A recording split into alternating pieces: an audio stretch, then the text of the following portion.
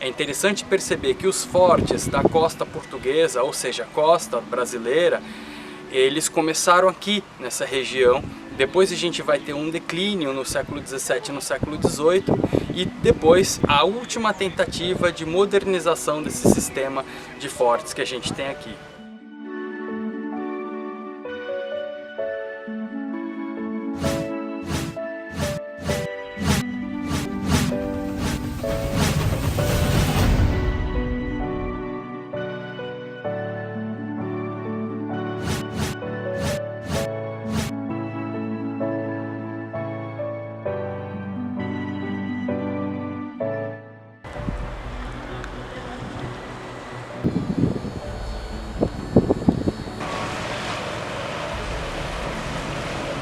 A Fortaleza de Santo Amaro já não era mais capaz de defender essa região. O seu equipamento bélico estava muito defasado, e com a chegada aí da Primeira Guerra Mundial isso ficou muito evidente. Então, para fortalecer e proteger o Porto de Santos, que estava se modernizando no final do século XIX e início do século XX, teve início um processo de modernização desses fortes, com a construção da Fortaleza de Itaipu e também com o Forte dos Andradas. Quando a cultura do café começou a se expandir pelo Vale do Paraíba, era preciso encontrar uma forma rápida de escoar o produto. Cada vez que as plantações se aproximavam do Planalto Paulistano, mais difícil era o escoamento pelo Rio de Janeiro. Foi nesse contexto que temos a modernização do Porto de Santos na segunda metade do século XIX. Os antigos fortes já não eram mais capazes de promover a defesa, agora do principal produto comercializado no Brasil.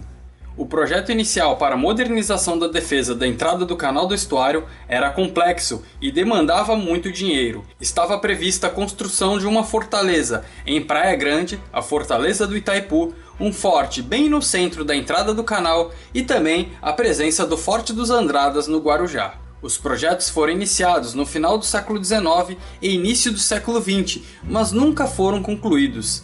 Além do alto custo para a instalação dos pontos fortificados, a tecnologia bélica estava avançando em uma velocidade assustadora, ao ponto que na Segunda Guerra Mundial ficou constatado que não fazia mais sentido manter uma posição fixa como um forte, pois seria alvo fácil para um bombardeio. Daqui da Fortaleza de Santo Amaro a gente consegue ter uma boa ideia porque seria interessante a construção da Fortaleza do Itaipu e do Forte dos Andradas. Porque a gente percebe a entrada do canal do Porto de Santos, a entrada do canal do estuário. Então a Fortaleza de Itaipu numa ponta e o Forte dos Andradas na outra, e o projeto ainda previa de forma ousada a construção de um forte bem no meio do canal, o que seria caríssimo para o projeto e que nunca foi levado a cabo.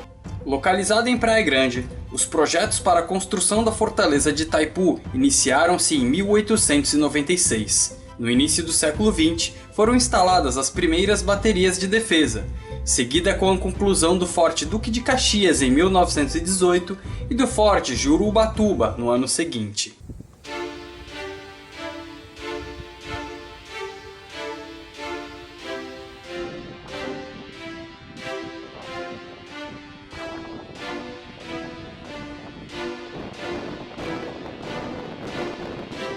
Esse daqui é o Forte dos Andradas. A caminhada começa na praia do Manduba e a gente vai fazer uma caminhada de cerca de 3 km para conhecer a antiga estrutura que fazia a defesa do Porto de Santos na primeira metade do século XX.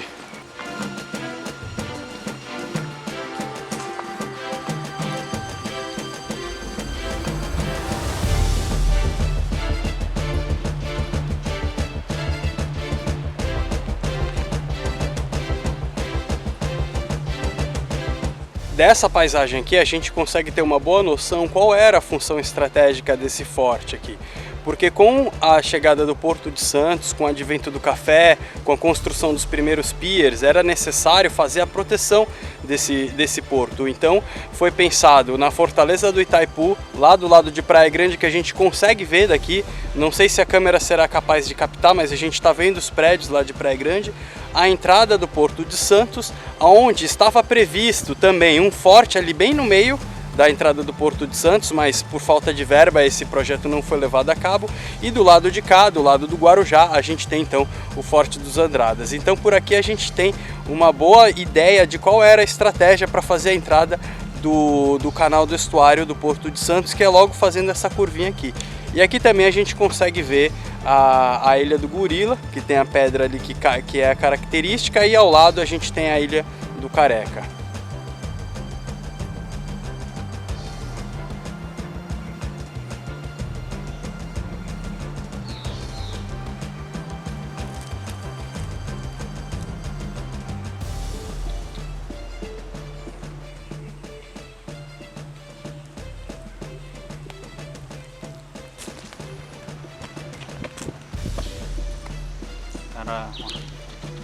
Então essas construções que a gente tem aqui é o antigo paiol. Obviamente que hoje em dia não faz mais sentido ter um paiol desse tão exposto, mas isso até a primeira metade do século XX era um local de armazenamento de munição. Esse túnel que a gente está entrando agora é o túnel do Sargento, e o complexo todo ele teve início em 1934, foi finalizado em 1938 e inaugurado aí em plena Segunda Guerra Mundial em 1942. Esse complexo todo que a gente está entrando aqui, passando agora pelo túnel do Sargento.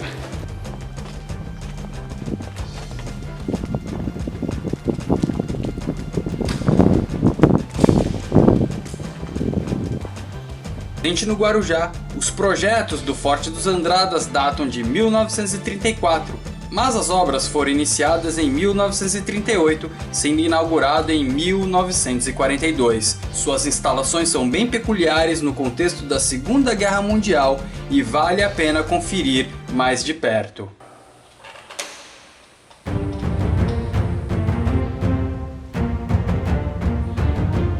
A gente vai entrar agora literalmente num bunker. São 300 metros de túnel feito com cimento queimado da época, e olha que legal, que estrutura, não tem uma rachadura nessa estrutura da época, e tá aqui há décadas.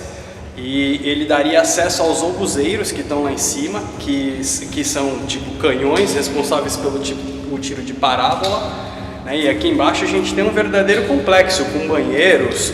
A gente vai caminhar 200 metros para frente e mais 100 metros para os lados, formando uma espécie de T. Muito louco, hein? Essa passagem aqui é cenário de filme.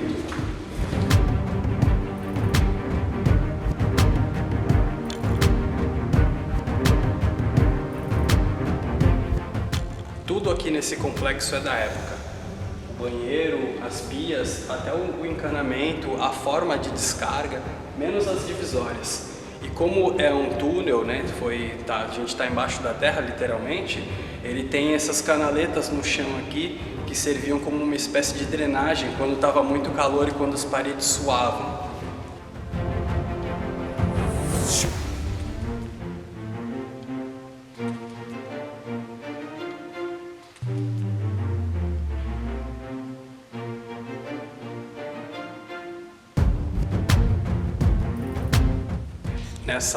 Nessa parte aqui a gente tem a caixa d'água.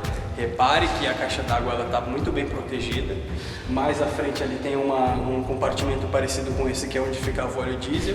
E a gente tem também um sistema de trilhos que transportavam as munições para os locais. Então a gente consegue acompanhar os trilhos indo pelos corredores, e também aqui para o elevador que levava lá para o obuseiro aqui à frente.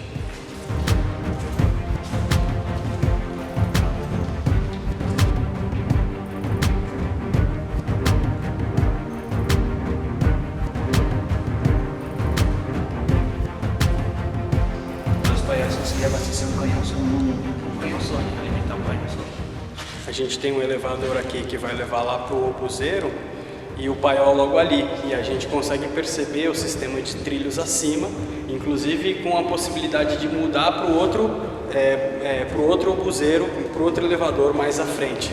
Então o paiol alimentava 2 obuseiros através desse sistema de trilhos.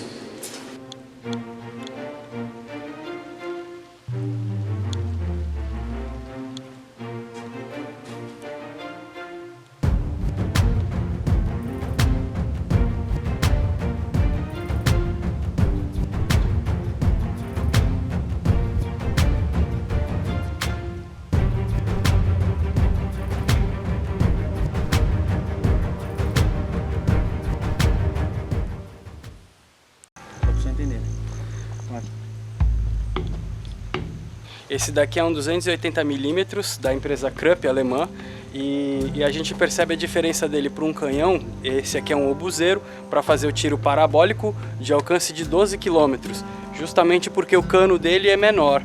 O cano, se fosse um canhão, o cano dele seria mais comprido. Mas esse daqui, ele está conectado àquela estrutura que a gente viu lá embaixo.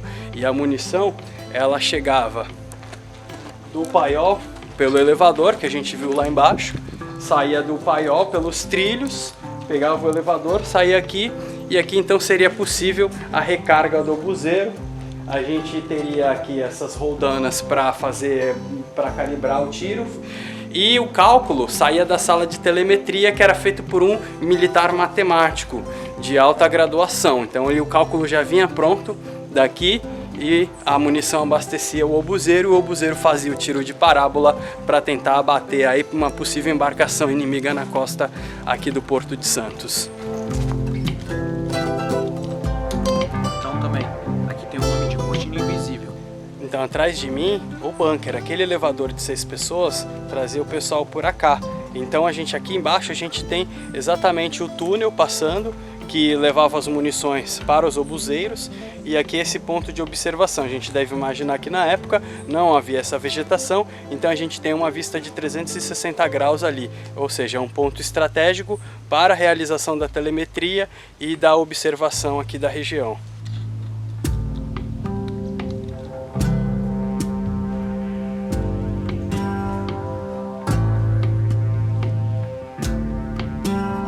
Então, temos aqui então pontos 360 graus praticamente, à esquerda, frente, direita, e até a retaguarda aqui também tem uma janela dessas para observação. É claro que naquela época a vegetação era suprimida, então o campo de visão aqui ele era bem maior.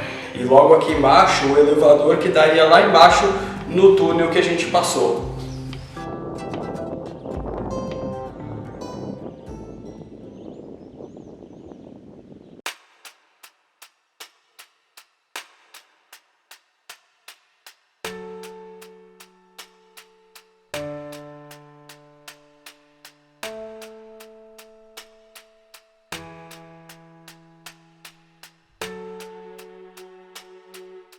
Uma coisa interessante de se notar é que essa região aqui inaugura os fortes da história colonial portuguesa, aí com a indústria açucareira, com o engenho dos Erasmos, o Forte São João, e também ela encerra um ciclo de fortalezas e de posições fixas com a chegada do café. Ela abre e encerra a história dos fortes na região da Baixada Santista. E eles não deixam de contar essa história. É um registro arquitetônico que deveria ser aproveitado pela população da região e pela população do Brasil de uma forma geral, para saber quem nós somos, nossas origens e o que nós deveremos fazer daqui para frente. Esse é o papel da história: dizer ao ser humano quem ele é e o que ele pode e o que ele deve fazer.